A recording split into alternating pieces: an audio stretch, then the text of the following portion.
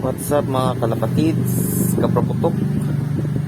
So for today's video, tuturo ko sa inyo kung paano gamutin yung bulutong ng kalapate at kung paano maiiwasan tumambay yung kalapate sa labas at mabilis pumasok pagkatapos yung parondahin. So nakikita nyo ngayon, nandito ako sa tindahan namin. Since wala namang bumibili, tuturo ko sa inyo kung paano gamutin yung bulutong ng kalapate. So ang binibili ko sa kalapate, pamintang buo lang.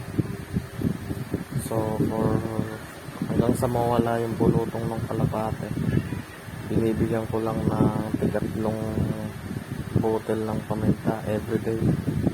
So everyday nabibigyan ko ng 3 bottle ng paminta. Yun, ganun yung ginagawa. So dun naman sa para hindi tumamba yung kalapate sa labas, yung ginagawa ko doon,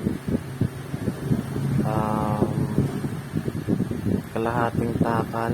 Kung lima yung kalapate mo, isang takal lang yung binibigay ko hanggang sa matuto silang pumasok ng mabilis.